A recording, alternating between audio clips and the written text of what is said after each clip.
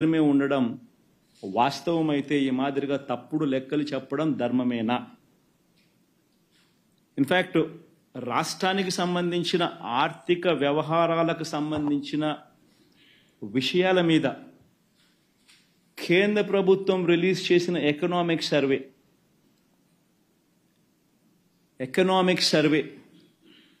ఆంధ్ర రాష్ట్రానికి సంబంధించిన పారాగ్రాఫ్ ఒకసారి చూస్తే ఆంధ్ర రాష్ట్రాన్ని పొగుడుతూ వాళ్ళు రాసిన మాటలు చూడండి ఒకసారి. State governments continue to improve their finances in financial year 24.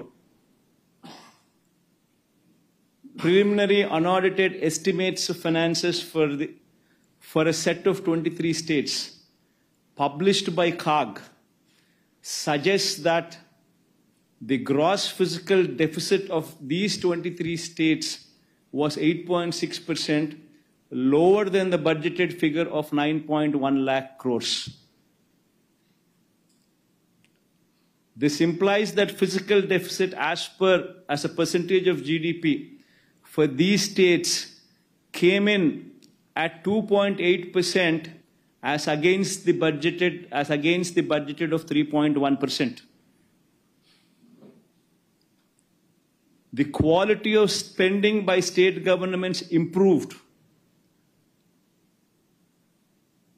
with state governments focusing on capex as well.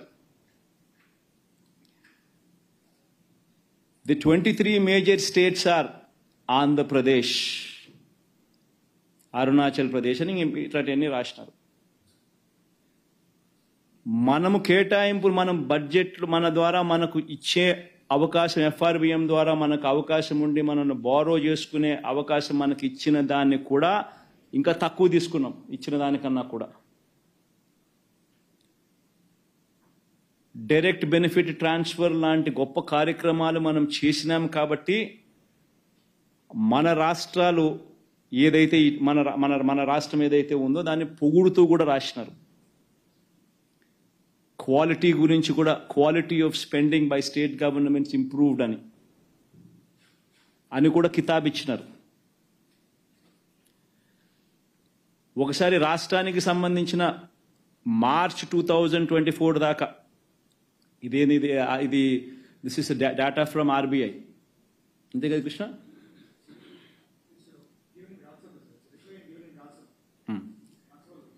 ఇది రాజ్యసభలో ఇచ్చిన రిప్లై.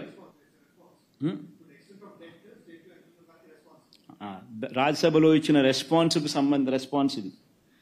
దీంట్లో ఆంధ్రప్రదేశ్ డెట్ ఎంత అని చెప్పి మార్చ్ 2024 దాకా చూస్తే 4,85,000 కోట్లు. నేను ఇంకా జూన్ వరకు తీసుకున్నా కాబట్టి ఇంకా పెంచిన 4,80,000 కోట్ల 85,000 కోట్లు కాస్త ఇంకా పెంచి ఇంతకు ముందు మీకు చెప్పిన జూన్ దాకా తీసుకున్నా కాబట్టి. కానీ వాళ్ళు ఇచ్చిన స్టేట్మెంట్లోనే 4,85,000 మాత్రమే అని ఉంది. మరి ఎక్కడి నుంచి వస్తూ ఉన్నాయి ఈ నెంబర్లు? 10 లక్షల కోట్లను ఒకరితో చెప్పిస్తారు, ఒకరితో చెప్పిస్తారు, 14 లక్షల కోట్లని ఆయన అంటాడు, ఇంకొకరితో రాయిస్తారు. ఈ మాదిరిగా రాష్ట్రానికి సంబంధించిన పరిస్థితిని లేనిది ఉన్నట్టుగా, ఉన్నది లేనట్టుగా చిత్రీకరించి చూపించడం ధర్మమేనా? Everybody should ask these questions. ఇప్పుడు ఆయన మాట చెప్పినట్టు ఎన్నికలప్పుడు నెరవేర్చాల్సిన బాధ్యత ఆయనది. ఆ మాట నుంచి తప్పించుకోవాలని చెప్పి, ఆ ఇచ్చిన మాటను, హామీలను తప్పించుకోవాలని చెప్పి ఒక పద్ధతి ప్రకారం అబద్ధాలను బిల్డప్ చేసుకుంటూ పోయి రాష్ట్రంలో లేని అప్పులు ఉన్నట్టుగా, రాష్ట్రం పరిస్థితి అధోగతిగా ఉన్నట్టుగా, రాష్ట్రం అన్యాయంగా జరిగిపోతా ఉన్నట్టుగా చిత్రీకరించడం ఎంత మటుకు ధర్మం, ఎంత మటుకు న్యాయం? అందరూ కూడా ఆలోచన చేయమని చెప్పి కోరుతా ఉన్నాం. ఇన్ఫ్యాక్ట్ 2000 కోవిడ్ సమయంలో మన రాష్ట్రంలో, ఇన్ఫ్యాక్ట్ చంద్రబాబు నాయుడు టైంలో ఇప్పుడు కోవిడ్ లేదు. మనం కోవిడ్ సమయంలో ఉండి కూడా మన పర్ఫార్మెన్స్ ఇది. కోవిడ్ సమయంలో ఉన్నప్పటికీ కూడా మన చంద్రబాబు నాయుడు గారి హయాంలో కన్నా మన హయాంలో ఇంకా తక్కువ డెట్స్ తీసుకున్నాం. కోవిడ్ సమయంలో ఒకసారి చూస్తే యూనియన్ గవర్నమెంట్కి వచ్చిన ట్యాక్స్ రెవెన్యూస్ కోవిడ్ సమయంలో తగ్గిన పరిస్థితులు కనిపిస్తూ ఉన్నాయి. 2019, 2020 చూస్తే కోవిడ్ సమయంలో -3.38% growth rate gross tax revenues collections. 2020-21లో నెక్స్ట్ ఆ తర్వాత ఫాలోయింగ్ ఇయర్లో మళ్ళీ 20,27,104 కోట్లే. అప్పటికి 0.85% పెరుగుదల growth rate in gross tax revenues. మామూలుగా చూస్తే చంద్రబాబు నాయుడు గారు అధికారంలో ఉన్నప్పుడు అధికారంలో ఉన్నప్పుడు కానీ జగన్మోహన్ రెడ్డి సంబంధించిన కోవిడ్ టైం తీసేస్తే మామూలుగా గ్రోత్ రేట్ అనేది ఖచ్చితంగా 18%, 17% ఆ రకంగా గ్రోత్ రేట్ ఉంటుంది గ్రాస్ ట్యాక్స్ రెవెన్యూస్ కలెక్టెడ్ అనేది.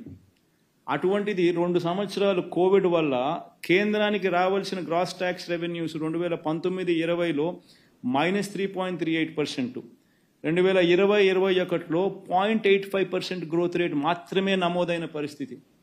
అటువంటి పరిస్థితిలో దాని ఇంపాక్ట్ ఏమిటో తెలుసా? రాష్ట్రానికి వచ్చే డెవల్యూషన్స్ తగ్గుతాయి. రాష్ట్రానికి వచ్చే డెవల్యూషన్స్ చంద్రబాబు నాయుడు గారి హయాంలో రాష్ట్రానికి 3.72% షేర్ ఆఫ్ జిఎస్డిపి రాష్ట్రానికి వస్తే మన హయాంలో షేర్ ఆఫ్ డెవల్యూషన్స్ రాష్ట్రానికి వచ్చింది జిఎస్డిపిలో కంపేర్ చేస్తే కేవలం 2.92%.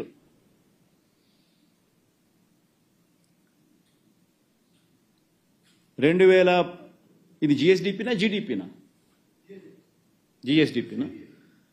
జిఎస్డిపిలో చంద్రబాబు నాయుడు గారి హయాంలో రాష్ట్రానికి వచ్చిన డెవల్యూషన్స్ 3.72% వస్తే మనకు కోవిడ్ రావడం వల్ల నష్టం జరిగి రాష్ట్రానికి రావాల్సిన డెవల్యూషన్స్ కూడా అంతకు ముందు 5 సంవత్సరాలు చంద్రబాబు నాయుడు గారి హయాంతో పోలిస్తే రాష్ట్రానికి వచ్చిన డెవల్యూషన్స్ కూడా జిఎస్డిపిలో 2.92% మాత్రమే వచ్చిన పరిస్థితులు తగ్గినాయి మన పర్సంటేజ్ చూస్తే. అటువంటి పరిస్థితుల్లో కేంద్రమే కాదు ప్రతి రాష్ట్రము కూడా అప్పులు ఎక్కువగా చేసుకునే వెసులుబాటు కేంద్ర ప్రభుత్వం అడుగులు ముందుకు వేసింది. కేంద్ర ప్రభుత్వం ఎక్కువ అప్పులు తీసుకుంది, రాష్ట్రాలకు ఎక్కువ అప్పులు తీసుకునే అవకాశం కూడా కల్పించింది. అయినప్పటికీ కూడా మన హయాంలో చంద్రబాబు నాయుడు గారు చేసిన అప్పులు కన్నా మన హయాంలో అప్పులు మనం తక్కువ చేసినాం. చంద్రబాబు నాయుడు గారి హయాంలో compounded annual growth rate of liabilities 21.63% అయితే మన హయాంలో compounded annual growth rate of liabilities all kinds of liabilities put together 12.90% మాత్రమే. ఆయన హయాంలో ఎఫ్ఆర్బిఎం డెట్ కు సంబంధించిన అంశం వరకే చూసుకున్నా కూడా 18.15% కంపౌండెడ్ యాన్యువల్ గ్రోత్ రేట్. మన హయాంలో 13.80% మాత్రమే కనిపిస్తుంది.